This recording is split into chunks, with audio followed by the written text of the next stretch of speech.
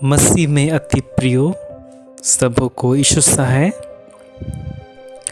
हमारे आत्मिक जीवन में कई बार हम निराश हो जाते हैं, परेशान हो जाते हैं और जीवन की समस्याओं से हार कर हमारे आत्मिक जीवन में हम प्रभु से दूर होने लगते हैं। प्रार्थना हमारा कम होने लगता है और हम निराश हो जाते हैं। इसी को लेकर हम लोग एक दृष्टांत सुनेंगे बाइबल से।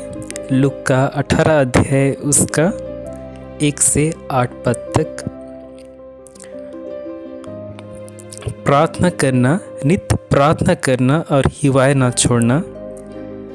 यीशु मसीह चाहते हैं कि हम हर एक परिस्थितियों में नित्य प्रार्थना करें, कंटिन्यू प्रार्थना करें और हिम्मत नहीं हारे, लेकिन हमें आशा के साथ, भरोसे के साथ परमेश्वर से प्रार्थना करें। लूका का 18 अध्याय 1 पद से 8 पद। फिर उसने इसके विषय में कि नित्य प्रार्थना करना और हिवाए ना छोड़ना चाहिए, उनसे यह दृष्टांत कहा। यहाँ यीशु मसीह लोगों को एक दृष्टांत बता रहे हैं नित्य प्रार्थना करना और हिवाए ना छोड़ना के विषय में। किसी नगर में एक न्यायी रहता था जो न परमेश्वर से डरता था और न किसी मनुष्य की परवाह करता था। किसी नगर में एक न्यायाधीश रहता था, वह न ही परमेश्वर से डरता था और न किसी मनुष्य की परवाह करता था। हो सकता है वह अपने फ़ायदे के लिए झूठ को सच और सच को झूठ ठहराता था, दोषी को निर्दोष और निर्दोष को दोषी ठहराता था। उसी नगर में एक विधवा भी रहती थी जो उसके पास आकर कहा करती थी, मेरा न्याय चुका कर मुझे मुद्दई से बचा। उसी नगर में एक विधवा भी रहती थी जो आकर उससे न्याय मांगती थी और कहती थी, मेरा न्याय चुका कर मुझे मेरी प्रतिद्वंदी से बचाओ।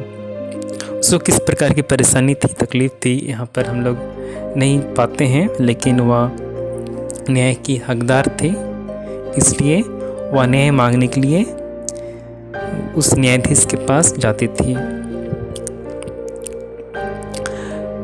कुछ समय तक तो वह न माना, परंतु अंत में मन में विचार कर कहा, यद्यपि मैं न परमेश्वर से डरता और न मनुष्यों की कुछ परवाह करता हूँ, तो भी यह विधवा मुझे सताती रहती है, इसलिए मैं उसका न्याय चुकाऊंगा।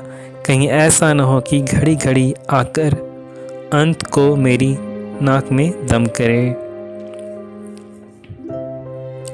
कुछ समय तक वह न्यायाधीश उस विधवा का न्याय नहीं चुकाया, लेकिन अंत में विचार कर सोचने लगा, ना तो मैं परमेश्वर डरता हूँ और न ही किसी मनुष्य की परवाह करता हूँ, लेकिन यह विधवा मुझे न्याय मांगने के लिए मेरे पास आती रहती है और मुझे परेशान करती है, सताती है, इसलिए मैं उसका न्याय चुकाऊंगा। 6 पद। प्रभु ने कहा, सुनो, यह अधर्मी न्यायी क्या कहता है। इसलिए क्या परमेश्वर अपने चुने हुओं का न्याय ना चुकाएगा जो रात दिन उसकी दुहाई देते रहते हैं। क्या वह उनके विषय में देर करेगा। यहाँ न्यायाधीश जो अधर्मी था, वह अपने फ़ायदे, अपने लाभ के लिए कार्य करता था, लेकिन जब वह विधवा उससे सताने लगी, उसके पास आकर उसे न्याय मांगने लगी, तो वह तंग आकर उस विधवा का न्याय करता है। उसी प्रकार जब हम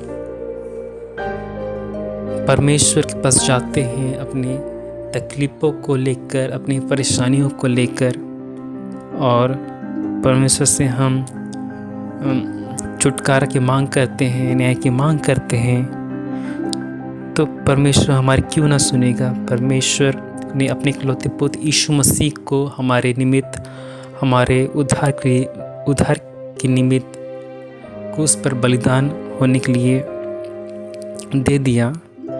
तो जब हम परेशान होंगे, दुख में रहेंगे, तो जब हम परमेश्वर से दुहाई मांगेंगे, दुहाई परमेश्वर को देंगे, तो वह हमारी क्यों ना सुनेगा।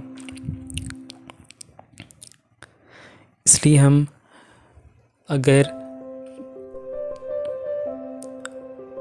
हमारे जीवन में, उस सिचुएशन में, हमारे जीवन में देर भी हो, लेकिन हमें विश्वास करना है कि परमेश्वर हमारे साथ है, वह अवश्य ही हमारा छुटकारा करेगा।